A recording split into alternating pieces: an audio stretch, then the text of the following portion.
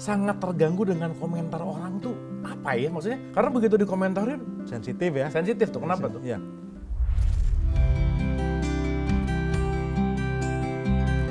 Kembali lagi di Dialog Positif Plus, masih bersama Gus Chandra Malik. Siap. Gus, wah ini menarik banget bahwa istafti callback gitu ya, ikuti dan kita susah untuk mengikuti gitu. Nah, dalam konteks bahwa kita nggak bisa mengatur realitas, Ya. siapa yang datang, siapa yang komentar, tapi kita punya batasan merespon, Gus. Ya. Gimana sih kaitan antara hati dan respon? Setiap orang boleh dan bisa mempengaruhi kita. Oke, Tapi bergantung pada kita mau atau tidak mau menerima pengaruh itu. oke, Siapapun boleh komen apapun, mulut-mulut dia sendiri, oke. ya, jari-jari dia sendiri. Tapi itu akan bisa kita olah, kita terimanya sebagai keburukan atau kebaikan. Itu tentang cara kita berterima kasih, menunjukkan cara kita menerima kasih. Oke. Dicari pangkal-pangkalnya itu semua datang dari Allah itu. Ujungnya ya, Ah, mau komentar buruk Iya. kek. Oke. Rasulullah tuh peristiwanya bagaimana tuh ludah. Iya, iya. Plok. Iya, iya. Tapi sampai di pipi beliau diterima sebagai rahmah. Bahkan si peludah nggak ada pun, absen pun dia cari, ternyata sakit. Hmm. Kasih makan lagi. Iya. Mau kita praktekkan? Kayaknya perlu emang praktek ya. Latihan dulu, biar nggak cuma seminar, workshop lah kita. Saling membalas ludah. Oke. Boleh siapapun memberi pengaruh. Eh, Tapi kita yang menentukan, menerima atau menolak. Nah, kecenderungannya kita tuh tidak menerima, tidak menolak, tapi tanpa reserve. Semuanya bisa masuk. Semuanya mempengaruhi hidup kita. Oke. Kita tidak mau memilih antara mendengar dengan mendengarkan. Oke. Ya. Mendengarkan di dalamnya ada menyimak. Hmm. Ya kan? Ketika kita dengar, wah ini kok omongannya begini ya. Terus kemudian mempengaruhi jalan hidup kita. Ngapain? Ya. Contohnya saya pernah komen ini. Komen mau diartikan pedas atau asam terserah. Suatu ketika ada ustadz yang memberikan pelatihan sholat khusyuk. Itu aku kisah itu seneng aku ceritakan kemana. Oke. Ustadz, sampeyan ini kok mengadakan pelatihan sholat khusyuk itu apakah sholat mudah khusyuk? Wah ini kan komentar pedas ya. Ah. Jawabannya enak beliau. Saya ini kan cuma pelatih Gus. Pelatih tinju kan gak ikut tinju. Enak. Kita jadi ketawa. Lahan masing-masing kan gitu. Wah cakep ini. Berarti dia kupingnya tidak pedes gara-gara komen. Dia tahu cara mengembalikan komen. Ada tai chi-nya. Oke. Ya. Ilmu manteknya udah jadi itu. Oke. Nah seringkali kita itu tidak mengerti, tidak belajar cara bertahan atau cara mengembalikan serangan. Jadi tiap-tiap serangan diterima. Iya babak belur lah kita. Ya, mantik gitu namanya. Logika berpikirnya jalan. Oke. Kembalikan lagi, ditaicikan. Kembalikan lagi, ditaicikan. Nggak apa-apa.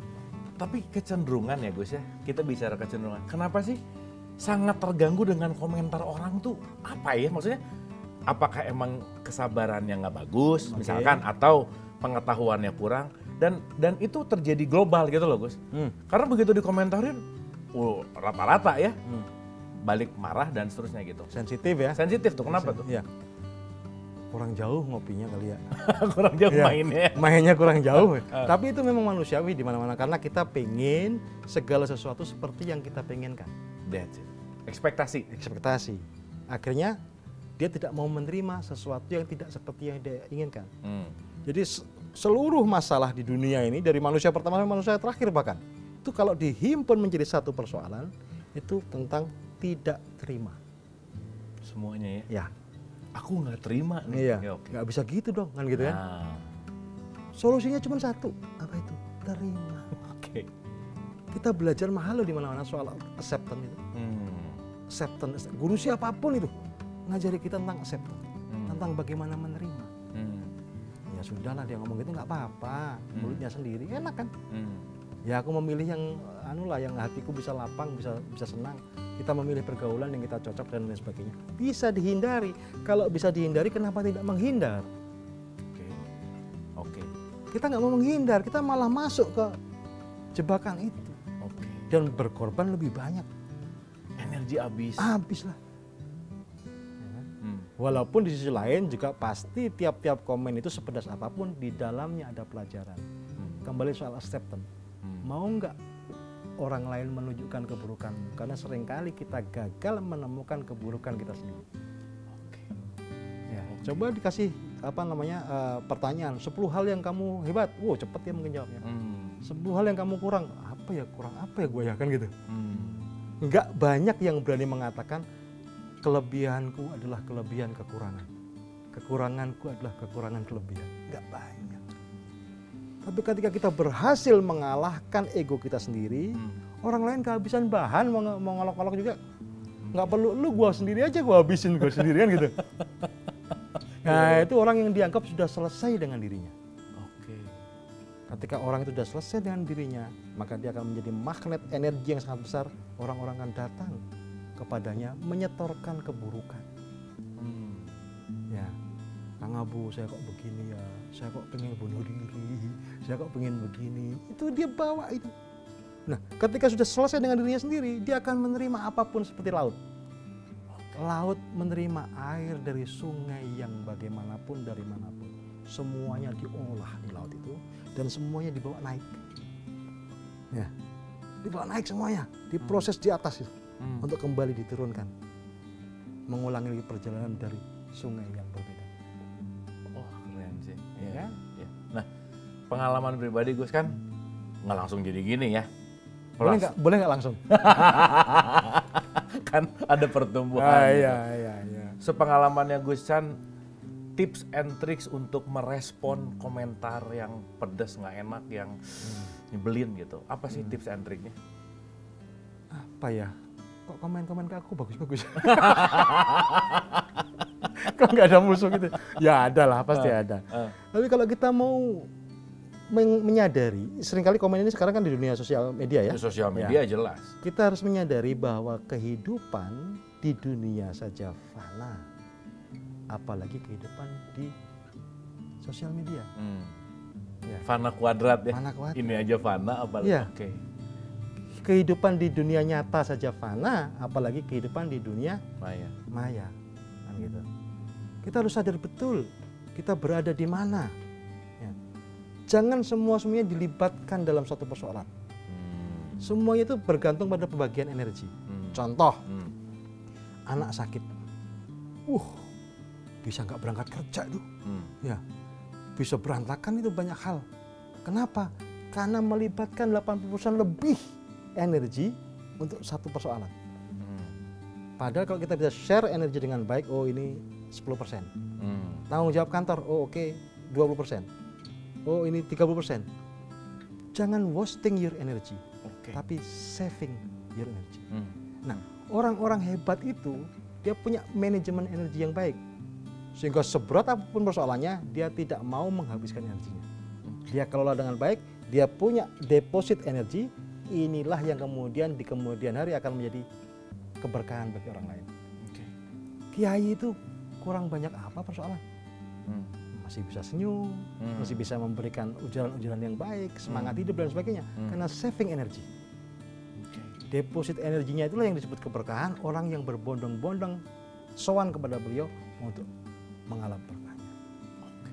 Nah kita seringkali minus bahkan, kita pinjam energi besok untuk menyelesaikan persoalan-persoalan sekarang. Jangan begitu.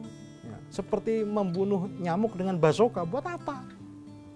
Petakan dulu persoalannya apa, energinya berapa, persoalannya berapa, energinya berapa. Nanti banyak yang bisa kita save. Jadi deposit itu. Cara termudah untuk meningkatkan energi Gus, gimana Gus? Nah ini, sinkronisasi. Seringkali kita beranggapan bahwa tenaga kita itu ya berasal dari upaya kita sendiri. Balik lagi ya, sinkronisasi dengan alam semesta, ya, dengan kesemestaan ini, sinkronisasi dengan Allah, dengan rohania, sinkronisasi dengan tenaga di dalam. Disebut tenaga dalam itu kenapa? Karena di dalam. Ketika dia dikeluarkan jadi tenaga dalam, mengeluarkan tenaga dalam bukan? Mengeluarkan tenaga luar lah, sudah di luar. Dari dalam keluar. Ya. Nah, ada badan ruhani di situ yang kalau kita kelola dengan baik, tenaganya berlipat ganda daripada tenaga luar. Ya. Dalamnya lautan bisa diukur, dalamnya hati siapa yang tahu. Berarti di situ ada sesuatu yang lebih dalam dari lautan. Kenapa kamu tidak pernah menyelam ke situ? Di situ pasti banyak mutiaranya, di situ pasti banyak rahasia-rahasianya, ya kan? Jadi kekayaan di dalam mungkin belum kita kenali, belum kita petakan, sehingga kita belum bisa mengelolanya dengan baik. Itu sumber energi. Meditasi salah satunya. Meditasi ya. Ya. Hening ya Gus ya? Hening. Oke. Makasih Gus, dan mungkin kesimpulan Gus tentang komentar Gus. Ya. Di era sosial media sekarang untuk ke depan, ini kita akan masuk ke era-era komentar-komentar menarik. Oh ya, ini sebentar lagi nih. Ya. Perang komentar. Ya. Apa tips and triknya Gus? Ya, sebelum mengomentari sesuatu, komentari diri sendiri. Kira-kira kalau komentar itu disampaikan, ditujukan kepada kita, apa respon kita. Ilmu cermin sampai kapanpun itu benar. Bercerminlah, ya, lihatlah wajahmu sendiri. Tanggunglah resikonya sebelum engkau tanggungkan resiko itu kepada orang lain. Kalau kamu tidak kuat, tidak mampu, janganlah kamu berbuat seperti itu kepada orang lain. Jangan mencubit kalau tidak mau dicubit.